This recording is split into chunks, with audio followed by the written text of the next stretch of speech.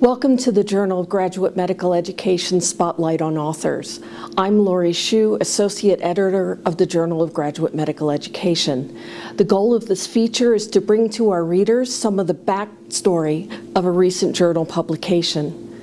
I'm interviewing Dr. Jonathan Munro, who was an anesthesiology resident at the University of Illinois, Chicago, when this study was conducted, and now as he's in private practice. His study, Continuity of Care in the Training Environment, Anesthesiology Residency in the Ambulatory Surgery Setting, is published in the September 2014 issue of the journal. Jonathan, why did you decide to study this? The study was prompted by concerns of some of my fellow residents. They felt that they would regularly prepare to provide anesthesia on one patient and then on the day of surgery provide anesthesia for a different patient. My question was, well, how often is this really happening? Discussing the idea for the study with Professor Timothy McDonald, he suggested that we broaden the study to look at not only case assignments, but continuity of care more generally. For example, not only did the resident assign to a case, not only did they start that anesthetic, but were they there for the completion of the anesthetic? And who was supervising them? Was it the same anesthesia attending who was originally assigned to do so? So the question was, it was highly institution specific initially, but we felt that it would have relevance to other institutions also.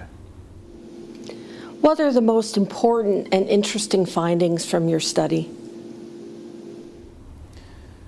We found that of all the scheduled elective surgeries, just over half of them were started and completed with the anesthesia team that was assigned the day before surgery.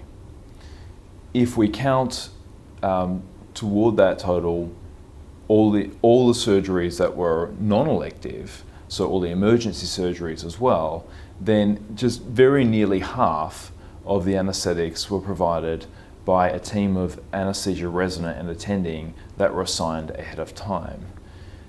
Further, the staffing changes were quite predictable in terms of when they would occur. Most obviously, the longer that an anesthetic continued, the more likely it was that there would be either an attending or resident relieved by their colleague.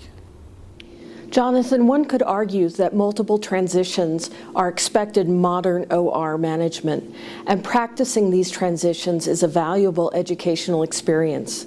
From your perspective as a resident and now in practice, how do you respond? I think it's right to emphasize quality transitions of care and the communication that goes around that. I think though that we need to take a step back because I don't think we've established really any sort of benchmark as to what continuity of care we should be aiming for in the operating rooms. It might be that some institutions have really remarkable levels of continuity of care, in which case it'd be great to hear from them as to how they achieve that.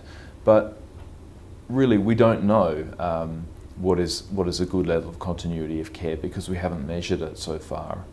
I would argue though that if the objective is to have residents able to really seamlessly and safely transition care to other providers, then in fact the best way to train them to do that would be to allow them to see many anesthetics from start to finish so they can learn to anticipate problems.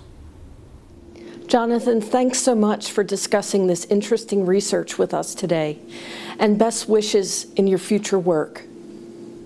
Thank you.